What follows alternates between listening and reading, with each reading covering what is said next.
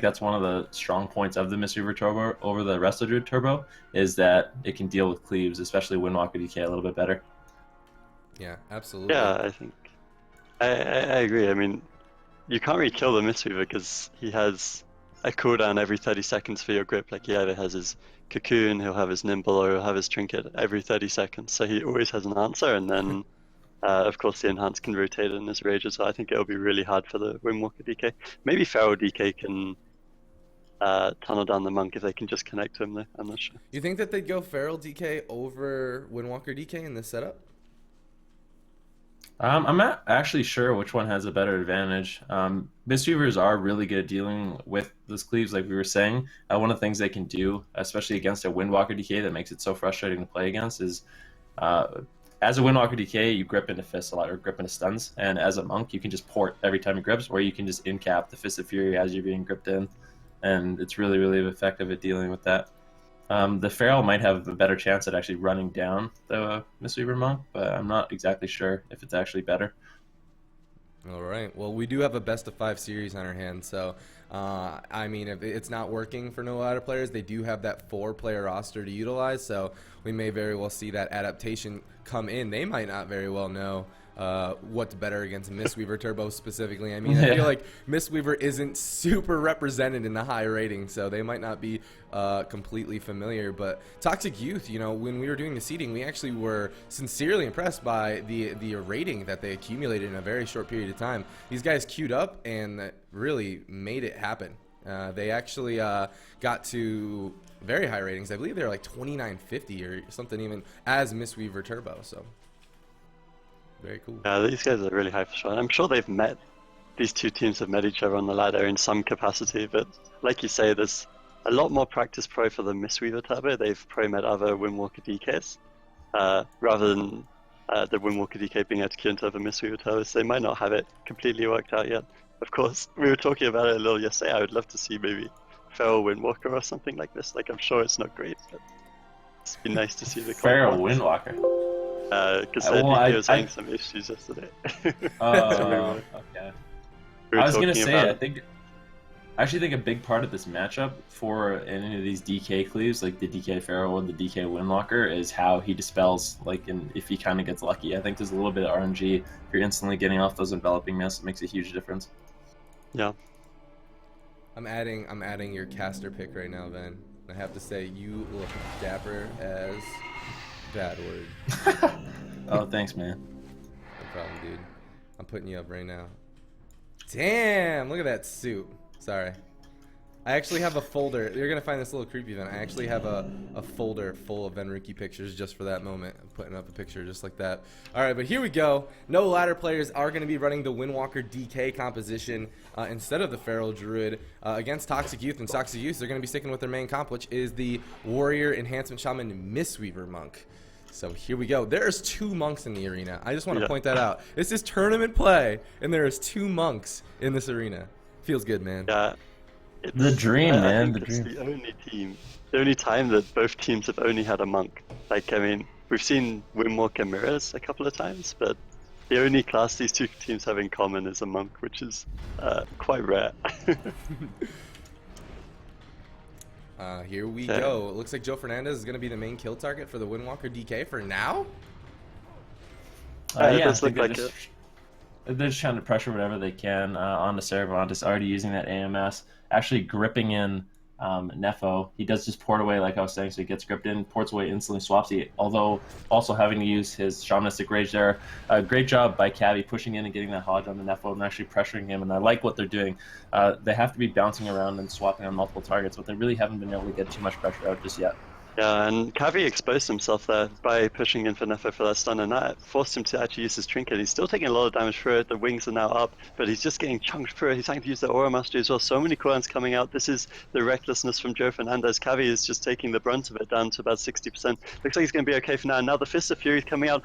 Topsy's quite low. There's the Hodge onto Nefo. Can he get the Life Cocoon? Looks like he might be slightly out of LOS. The Vigilance comes out instead. The Execute is going to tick though, maybe a nice revival from Nefo is going to deny that. The Strangulate, though, he's down to 50% still. Swapsy's in trouble here. He could easily go down to 20%, down to 10%. The Rallying Cry barely coming out in time just to get him out of the Execute range from Fopsy. Yeah, but Cervantes and Fopsy both taking a lot of heat at the same time, down to around 50% HP. Cavi actually getting a sacrifice off on that in-cap. Very well done by him. Swapsy, though, still in a lot of trouble. Down to 10% HP. Could get touch of death. Somehow surviving. Defo out of that CC now. Needs to desperately try and keep him up the best that he can. The Soothing Mist comes out. Gets in-capped on it by Fopsy, though. Swapsy's still in a lot of trouble. Down to 16% HP, 7% HP. The touch of death doesn't come in, but they are able to finish him off.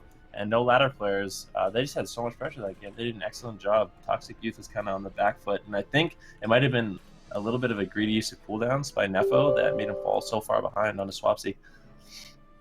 Man, I gotta the cleaviness of both of these teams is very impressive, I have to say. I mean, even when Swapsy was dropping super low right there, and it was looking, oh, oops, wrong replay. Let's see if I can get that up for you guys. Oh, it's glitched right now. I do apologize. We're not actually going to get to see a quick replay on that. But I don't know. I was sincerely I don't know, worried for Cervantes when you guys were actually talking about Swapsy. You guys, Swapsy was dropping down to like 5% health there over and over and over again, even through Shamanistic Rage. But at the same time, Cervantes, like, he dropped really low there too as well. So I don't know. I feel like, if anything, game one is an indication that this game can definitely go either way moving forward. But they did get through a lot of defensive cooldowns. It's not like they just gibbed them there. I mean, they got Cocoon, they got Trinket, they got Nimble, they got a lot. Shamanistic Rage, they killed them through it. So, I don't know. I definitely think that this Turbo Cleave might need to change it up a little bit. What do you guys think? I just felt like they were using their cooldowns a little bit too late. Like, everything was... You know what I mean? Like, the Cocoon came in when it was sort of like desperation, overlapped with Rallying Cry. I mean, he was CC'd, but if they could get those cooldowns out a little bit sooner, or maybe use their breaks to do a better job kiting, or just stay ahead, I think they have the tools they need to survive if they rotate them properly. We talked about this yesterday a little bit as well. Nefo is always running this Night Elf Monk. Like, maybe I would like to see him. I think you can play the Dwarf Monk, right? Yeah. So, I would like to maybe see him rotate to that, because that extra break would have actually saved them there. Like, they were so close to surviving. Like, you saw Swapsy with the Sham Rage up for such a long time, always low HP. If he had that one extra break, maybe it would have been enough. But like you say, like, I think Nefo got put into a first fix here, and we didn't see the life kicking come out for some reason. So maybe he can do it because of LOS or something like this. But either way, I would love to just see him kind of matching the cooldowns for the offensive goes from the Windwalker DK, and since he has so many cooldowns, I feel like they can just kind of rotate through, but at the same time they died through the Sham Rage. Maybe they just weren't quite anticipating that. Maybe they haven't met the comp enough on the ladder. So It's probably, you know, definitely an option. I mean, both of these teams, Windwalker DK it seems to be a lot more common than, say, Mistweaver Turbo, but Turbo in general is common, right? So I don't know. Here we go. We're going to find out what's going to happen next. The next map that has been chosen by this Turbo is Tolvaron Arena. And I mean, like, these guys are BlizzCon champions. Just a reminder. So when it comes to adapting their play and trying to figure out something new, these are definitely the guys to do it. So here we go. We should be joining game number 2 here in a hot minute. Oh, interesting. Do you see what party chat says? So apparently there is a composition swapped for Toxic Youth. And my first assumption is that's probably the healer changing spec. What do you guys think? I mean, it could be. I think Swapsy also plays the Warlock. Maybe if he feels like his enhancements getting tunneled down a bit hard, he might be looking onto that. But yeah, you might be right. I didn't actually think about that. What is happening? It's actually Joe Mage. I love it. Okay. So, is this elemental then on the Shaman? I guess it is. It must be, yeah. So Swapsy's swapping over to the elemental. I haven't seen him practicing the elemental too much, but of course he has. He's been to BlizzCon as elemental as well, so he shouldn't have any problem playing this.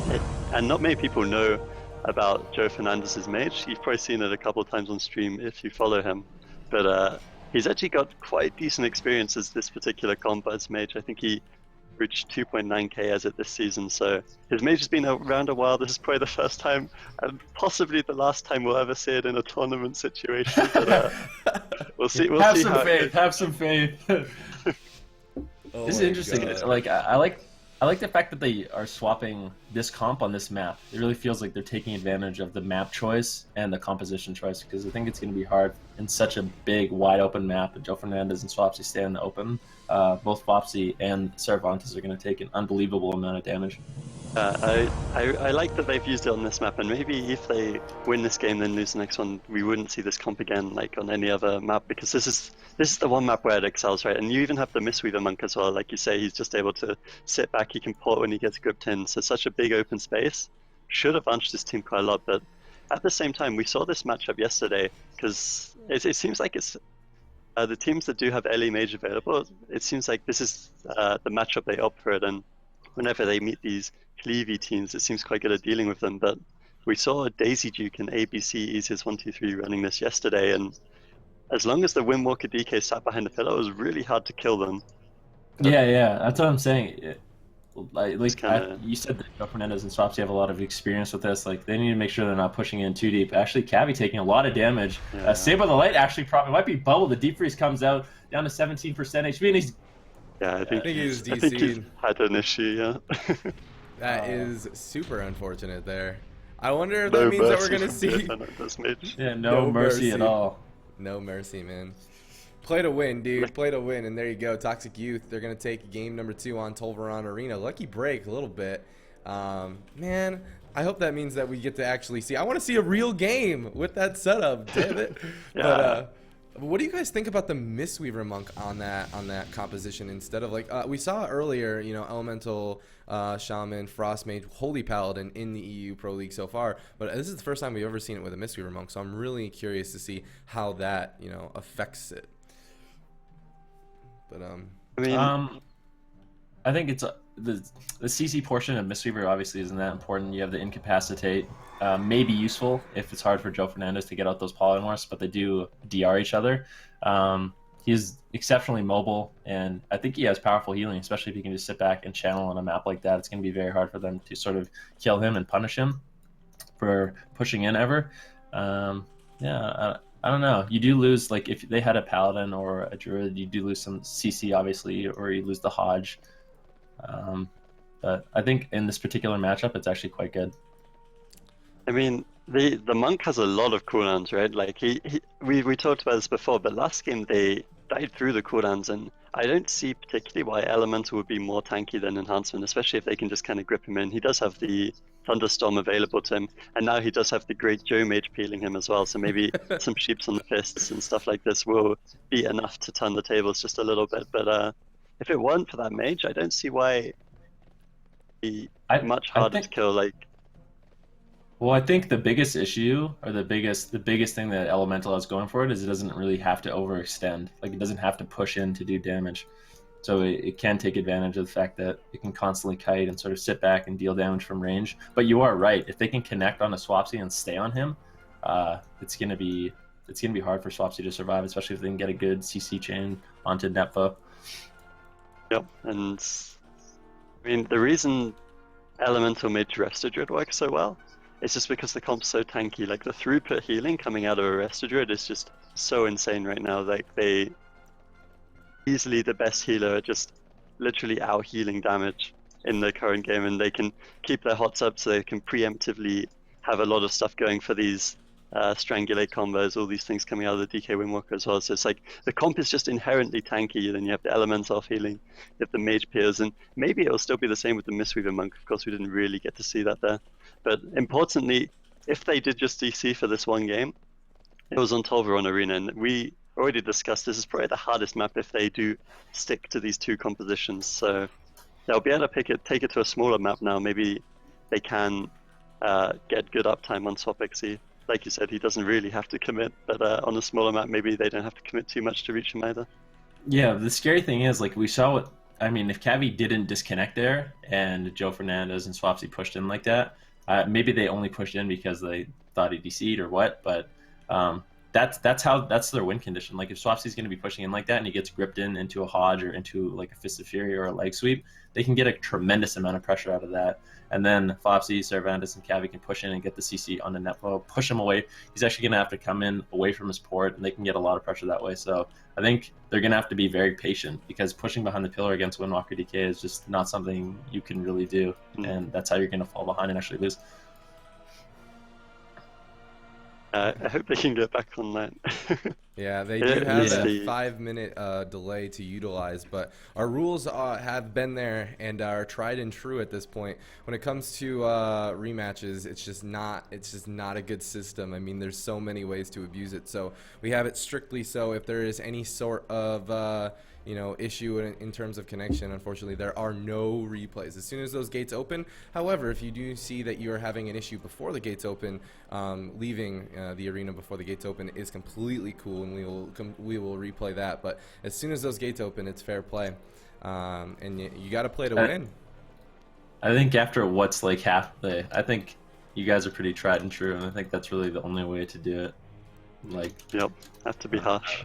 It's unfortunate, it really is. I mean, because there's always going to be some sort of issue. I mean, online tournaments, like, malicious intent or not, there's always going to be, hiccups no matter what, you know what I mean? Sometimes there's just so many variables involved that sometimes there's going to be unfortunate circumstances, but the overall ruling, I think it's better that way. But yeah, I know I'm always so disappointed when I see a DC or even worse, no gear on. That to me is the no gear. Yeah. The no gear. That's pretty rough. But we players have gotten a lot better about that, and also players have gotten a lot better about protecting themselves as these leagues go on. So I'm optimistic for the future, but in this specific scenario right now, I'm worried about these guys. Are they going to be able to come back on? Are we going to see a crazy comp swap? Do they even have another healer available to them on their roster if it comes to it? That's the thing. They actually do, and if they do opt for that, then it would be the composition I was talking about. We would get that Pharaoh, Windwalker, Holy Paladin, because the only other Holy Paladin on the team is Cervantes. He's played it to reasonably high ratings as Windwalker DK in the past. I'm not sure how practiced he is on it right now, but he is a pretty reasonable Holy Paladin. But I like that dedication, you're really committing everything to that Windwalker DK, learning the ins and outs by playing Paladin. Did he play Windwalker too? Just so he knows all the roles. I'm sure he does. I haven't seen his Windwalker, but I'm certain it exists in some form. But like, you have to know your healer's limitations, I guess. Like Cervantes, Holy Paladin. It's important. Playing different roles in this game and sort of understanding that it is really important. I think it does give you an advantage as well. Sort of seeing the game from a different class or player's perspective. Yeah, especially if it's in your own composition, right? Like if you have a main composition that you like to run, it's like you say, it's actually a huge advantage, because when you're talking in voice comms with your mates and like they do something, they don't do something, for example, if your Paladin doesn't get the Hodge, and then you're just screaming at them, why didn't you Hodge? It's so easy, it's an instant cast from 30 yards. Yeah. Of course you can Hodge. And then you play the Paladin yourself, and then you're sitting CC all day, struggling with healing. You're like, maybe it's not so easy to Hodge. Yeah. No, that's a perfect example. Straight up perfect example. Sorry. Or like playing a Resto Druid against like a jungle cleave or something like that, and your team's complaining you're not cloning enough, and you're just like, I'm dead! You don't get it. They were peeled for 20 seconds. It doesn't matter. Oh, man. So I'm not 100% sure on what's going on right here. Clutter is communicating like a storm to these players. So I think that these players are trying their best to get something going for us here. But taking a quick look at that bracket, we currently are in Toxic Youth versus No Ladder players in the lower bracket. So that means that the loser of the series will be completely eliminated from the tournament. So neither one of these players want to be in a scenario where they're having tech issues. But Toxic Youth, I don't know, man. I don't know. Maybe they got a lucky break here in this lower bracket series as no ladder players are running into these issues. Hopefully they can fix them. I'm really hoping that they will be able to. But they do have a certain amount of time in which they can delay to try to rectify their issues. And if they're not able to do that, we're gonna have to continue moving on here in the tournament. But I don't know, Clutter. Is there any updates that you'd want to share? They're working on it, quote unquote, from head admin Clutter. They're working on it. There's a soon TM situation, I believe. All right, but just sorry, go ahead.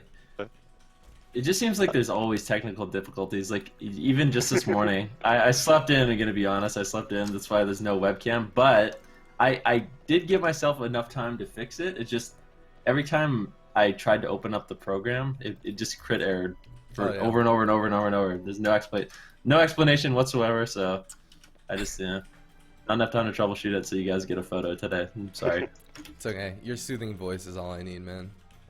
All I need, and your analysis and commentary. I need that too. All right, looks like Dalaran Sewers is going to be the map choice for no ladder players here going into game number 3. Yeah, we're going to be jumping into this game next. Just a reminder, guys, this is day 2 of the tournament. That means that we're going all the way to the finals.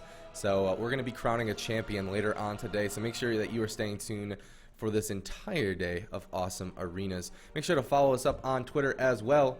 My Twitter is dmachine_GCD. Healing Stat, of course, is nice and easy. Mr. Healing Stat is his Twitter. And Venaruki at Elliot Venzel. Make sure to get the L's and the T's right, all right, boys?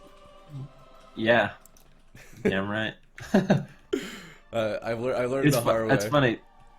Yeah, so if these guys are gearing up new characters, it's going to be important that they don't really mess anything up. Yeah, I was gonna ask you, Healing Stat, have you ever had that experience when you've like gone to a tournament where you've like screwed up your glyphs or your gear or your macros or your key bindings or anything like that, or had a teammate do it? I mean, I'm normally quite he's thorough. I'm like you say, the kind of tournament mom. Like I literally have my team walk up to me before the games and like so I can inspect them. But I can't remember what it was. I think I had some interface option, some really annoying interface option in one game, which I couldn't change. Was it? And I also was it like the if there's a mode? glyph individual, if there's like an individual glyph that you swap between matchups, then I get that wrong all the time. For example, one thing in the final of BlizzCon this year, I didn't have mage food on bars, and of course mage food gives so extra much regen, more. so I had to use my normal water, or I didn't pick it up or man. whatever. It makes such a big difference. Dude, back in like the MLG and the ESL days, that was just constant thing. Like no glyphs or like no enchants or like missing pieces of gear or the wrong trinket on. Not only that, but some people would just straight up not bind abilities. I had a teammate once not put pummel on his bar for an entire series, and he didn't know what was going on. He's like, "I pummeled that. I don't know what's going on." And then after we lost the series, he looked at his bar and realized he didn't have a bell. I won't name names, but well, they were a warrior, ESL MLG days, but anyway. So I was just thinking to myself, like, me and Hannah, you know, we got to deal with players like Healing Stat and all you guys firsthand. We really did see, you know, the players that took like preparation very seriously definitely did better, it would seem. I mean, like, the ones who really like went out of their way to make sure to get every little nook and cranny, every little small little variable piece of gear, everything right, definitely had a bit more confidence going into the game. So I really hope that they're, you know, taking their time, making sure that everything is good to go. But it looks like we're going to be queuing up here pretty soon. But before that, I want to take a quick moment to shout out all the new homies today. The sub train has already begun. Beanslayer X, Absturge, they have both subscribed for 4 months in a row. Thank you so much, boys. We also got a 4-month resub as well from Dilox. Anonymous Superhero has resubscribed for 10 months in a row. That is unfreaking believable.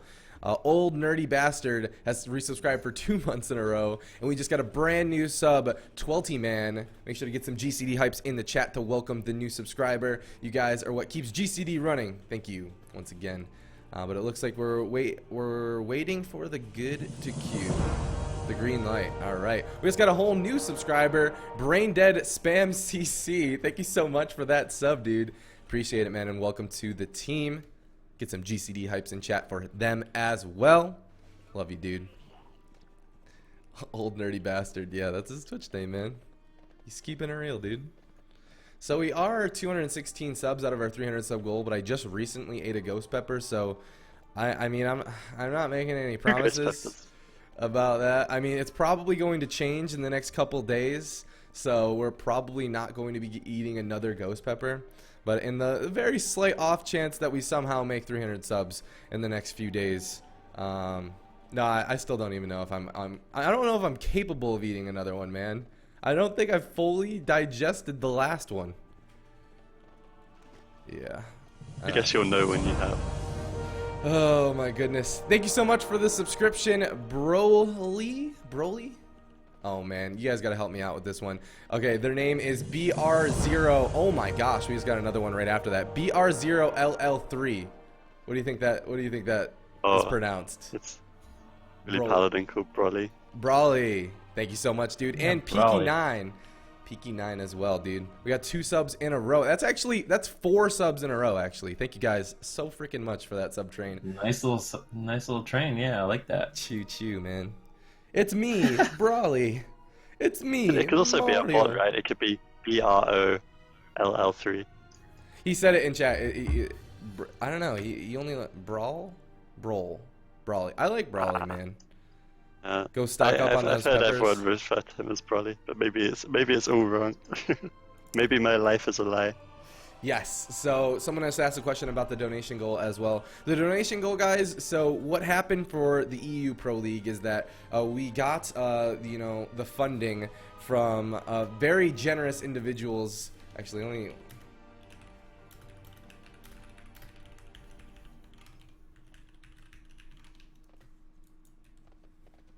Okay, we got very generous donations as well as investments from our sponsors to be able to preemptively put up the prize pools for each and every bi-weekly tournament, which means every single cent that we got we could afford to put into the final tournament. So that's why you see that tournament final prize pool goal. That means every single donation that we get throughout this entire Pro League season goes directly towards that final prize pool that these players are fighting for to get into those spots. So that is really cool, and we are really stoked to be able to have such an awesome opportunity from the very generous investors and sponsors. So shout out to our sponsors, Skill Capped, WoWHead, and SPLYCE.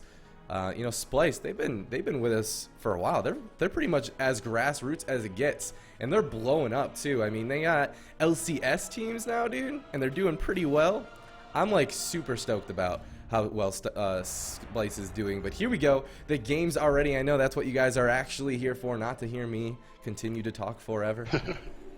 And Toxic Youth. Whoa, another comp swap. Wait, no, it's swapped. Okay, here we go. This is kind of what we expected to happen, and this is very exciting. I know for you, Healing Stat. This is what you always wanted, right? We've been waiting so long for this. Like we spent a long time because we had quite a long pause yesterday as well for a good half an hour or so, and we essentially spent it theory crafting how DK Windwalker could win. I mean, like how DK Pharaoh could win against Constant, like you say.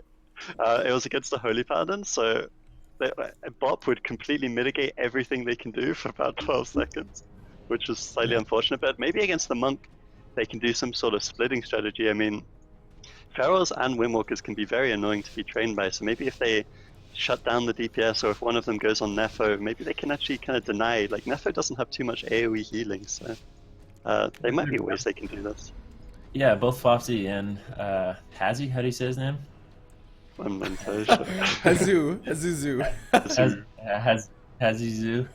Anyways, they're both opening up onto Joe Fernandez right away. Flopsy actually taking a little bit of damage, throwing out that end cap onto Netflow right away. The Hodge going on to Swapsy. Volclon on him. Very nice cross CC. Netflow, though, not into any CC now. Going to be able to easily top up Joe Fernandez. Didn't really get too much. Sacks coming out from Athorius. Flopsy being spam polyed right now by Joe Fernandez. They're trying to get out some pressure onto Hazizu, who is down to 20% HP right now, having to use his first charge of Survival Instinct. Yeah, he took a lot of damage there. He didn't even get the shield proc there. I'm not sure if maybe he's not running it. Oh, he's put the shield proc on Fropsy. Okay, there's the AMS as well. So slight overlap between those two cooldowns, but ultimately it doesn't really look like no ladder players are achieving too much right now. They haven't forced any cooldowns or had any pressure, and they're both just dying. Fropsy down to about 30%. Now they're swapping over to the Paladin, but it looks like he was DC'd as well. He DC'd, huh? No lucky Paladin on team for no ladder players, it would seem. I mean, that's the second Holy Paladin, and then that goes down to a disconnect. It's very unfortunate. And Toxic Youth, man, they're just going to take a 2-1 lead after all of that. Do they have another Holy Paladin? Is there another Holy Paladin available? Could someone else play Holy Paladin? We joke, but this is very sad. It is. I think this would have been a good series. It would have been. Unfortunately. I was really excited to see Joe Mage on the stage. I mean, I don't think there are many compositions where Ellie Mage is going to be significantly better than Turbo, such that we do see them swapping over to the Ellie and the Mage. So I was actually quite excited for this one, but yeah. I was so excited for that one, man. I don't know. I'm a pretty big fan of melee hybrid DPS in general. You know, like playing a Rep Paladin myself, that's kind of like the different roles that I gravitate towards. So seeing two on the same team, trying to make something work is actually really exciting. But once again, you know, unfortunate disconnect coming out for team another one, and no, I'm sorry, not another one. No ladder players, and so there you have it. I mean, Toxic Youth, they only have one more win before they take out no ladder players completely from the tournament, and this is a really unfortunate scenario for no ladder players at this point. I mean, their backs up are against the wall, they're running into technical issues, and they're going to have to win 2 games in a row if they're going to bring it back, and that's just going to be very difficult to do, especially against, I think against Mage Elemental Shaman. If everything was going well, I still feel like it would be, you know, a hard-fought match for them. But now they're going to have to win 2 in a row. It's going to be tough. It's going to be tough. Let's see if they're going to be able to come back on and compete. This is also something that's really unfortunate about disconnecting, is that the possibility of you disconnecting and not coming back online is always an option. So we're going to have to wait and see.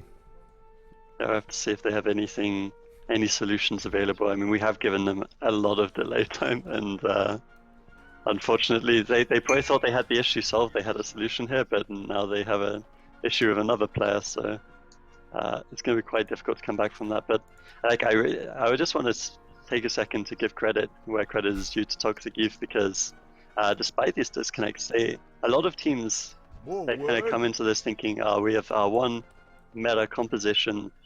We're gonna win the tournament with this. We're good enough players. We're just gonna stomp everyone. But these guys have every reason to be like that. I mean, they're the BlizzCon champions. They're running Turbo Cleave, so they have a great composition and they're great players, right?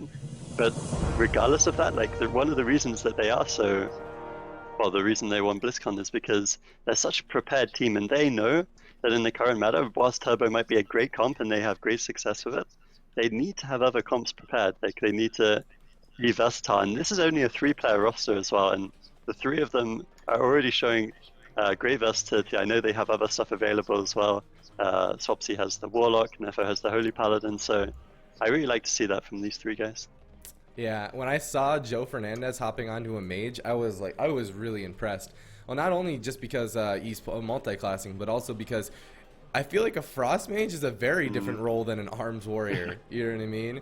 Like, normally you see, like, you know, Elemental switching to Enhancement, or you see, like, I don't know, like a Warrior swapping over to a different melee, something along those lines, but he went from Frost Mage to Arms Warrior, so shout out to that team for having the versatility. Unfortunately, they aren't able to showcase it in a legitimate matchup.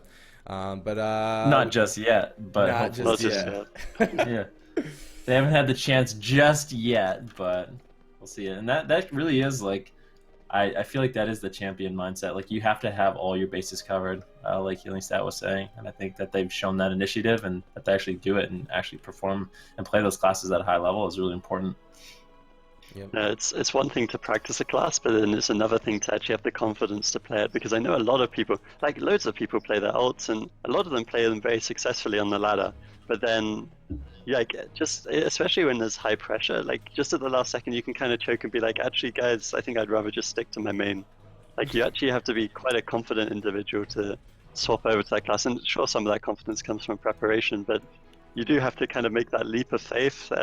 I'm sure that the team right now is making a little bit of a leap of faith in Joe Mage, however prepared he may be, however much he may have played this comp. So I would love to see if it works out or not, because right now, I mean, they've shown they're very good at killing DC'd Holy Paladins, and I respect that, because it's a great vital talent to skill. have, but at the same time, I would love to see them, like you say, going up and showing their versatility in one of these real games. But I'm not sure we're going to get the opportunity in this series. Well, there is a silver lining to this really unfortunate series, and that's the support that the chat and the community is showing. We just got a $5 donation from Brawley. He says Kappa, but that $5, thank you so much, man. I really appreciate that, dude. It's going to go directly towards that prize pool in the future. And we also did get a brand new sub, PS Hero and Swifty. Thank you so much for that subscription, man. I believe you're my 220th subscriber, so the sub train is already super real today, and we are in our very first series. Looks like Blades Edge Arena is going to be the next map, and I have absolutely no idea what to expect. I mean, throw all compositions out the windows. If these guys can get back online and compete and show us a game, I will be impressed. No Ghost Pepper, but impressed. Triple DPS. Are you sure? I'm positive. Okay, Super Tease isn't here to volunteer you, so we'll never do something like that to you, all right? Oh, thanks, man. Though I felt like if you do DC for an hour or so, you never know. Like, I feel like if yeah. That's kind of like, I'm like, dude, these guys are streaming for me. That was an amazing series. It's worth the Ghost Pepper, man. I'll take it. I'll take one for the team. But I don't know. I feel like I need to add a disclaimer to every like hard matchup now, because like anything can happen when it comes to these series, as we saw yesterday with the triple DPS comp coming back. So no matter how big the stakes are, no matter how far they're down, I think I'm just gonna snip in that little disclaimer: no Ghost Pepper volunteering allowed. But looks like there is a queue bug. We're going to be jumping into the game soon. The players are ready to go. And that first, or the last map, potentially, of the series, unless no ladder players can bring it back, is going to be Blades Edge Arena. I will see you all in a hot minute.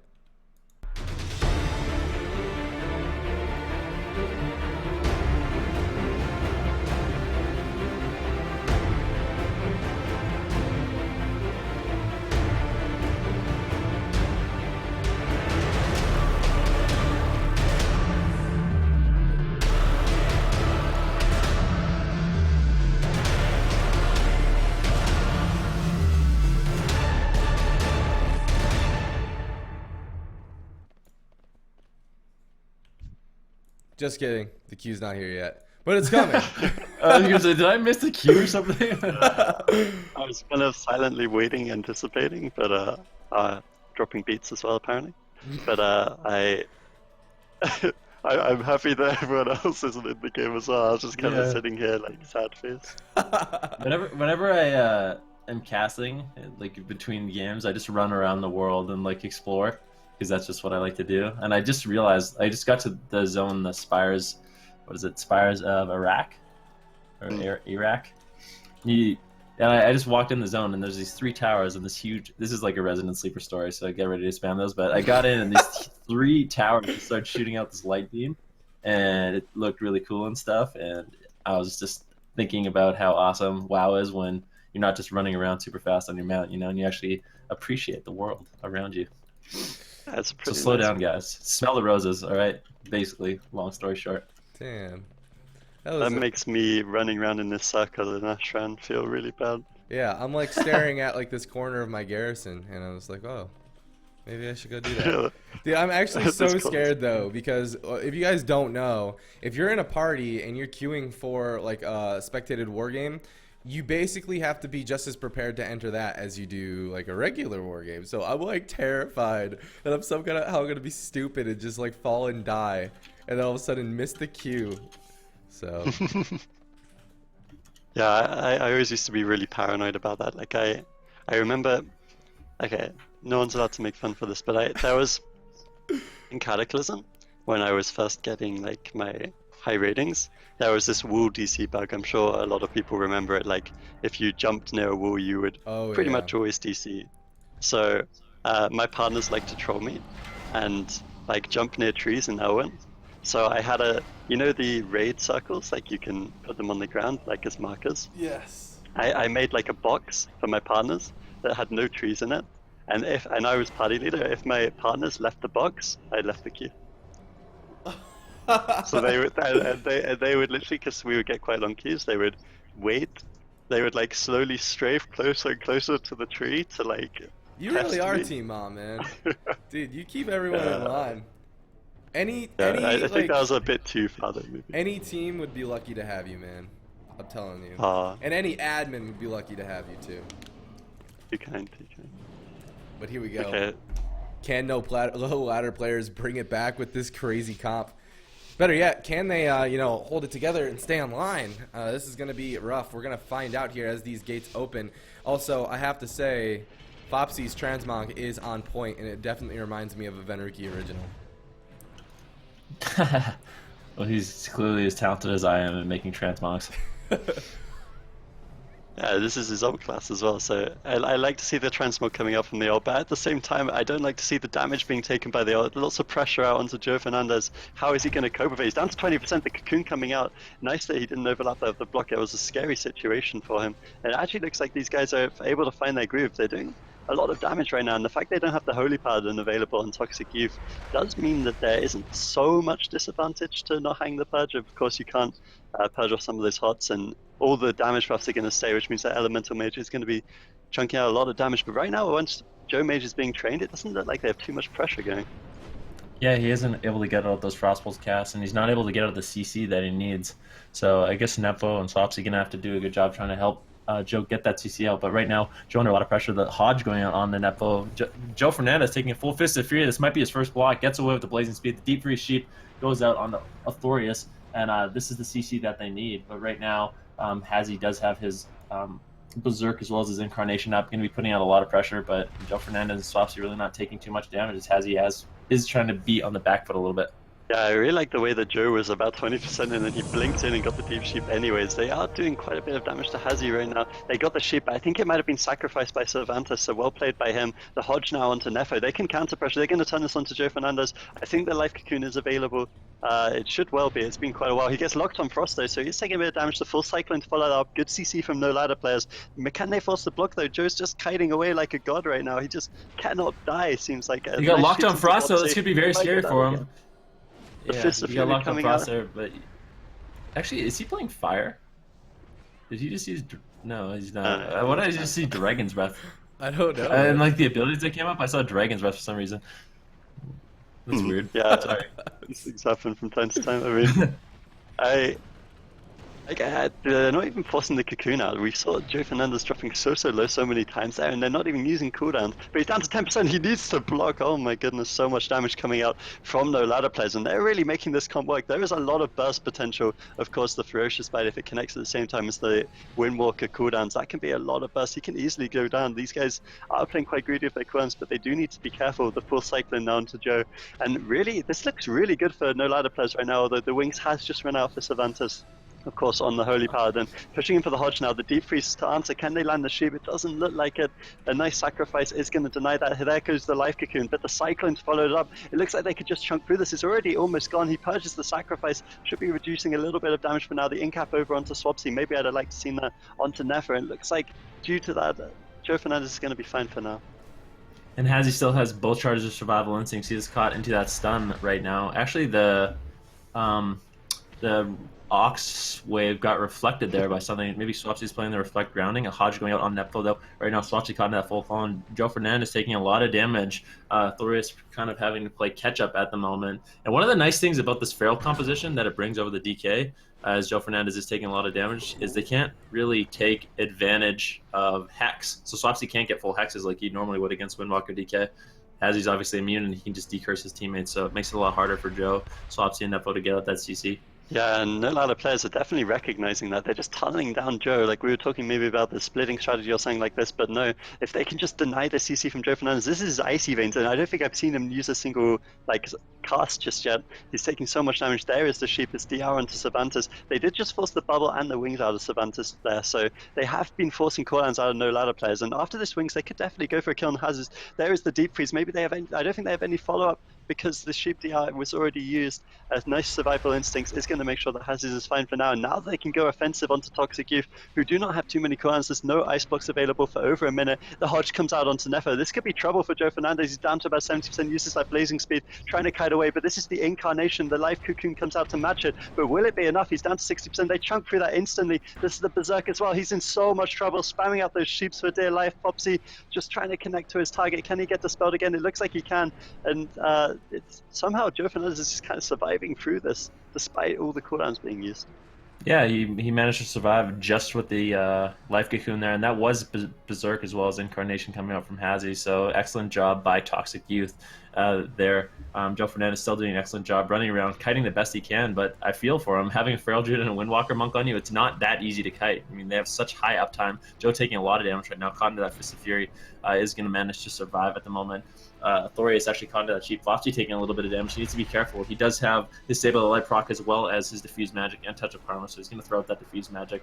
But he might actually have to use a little bit more if they have any more CC for Thorius. He does get out of that polymorph using the Avenging Wrath Wings Execution Sentence onto Fopsy. Completely fine. Joe just trying to play defensive right now, spamming out those sheeps over and over out onto Fopsy. Fopsy actually using that Touch of Karma onto Joe Fernandez as well. So now Fopsy is in a situation where he has no defensive cooldowns left. Thorius still has his Trinket if he needs to, but Fopsy could be in a little bit of trouble here.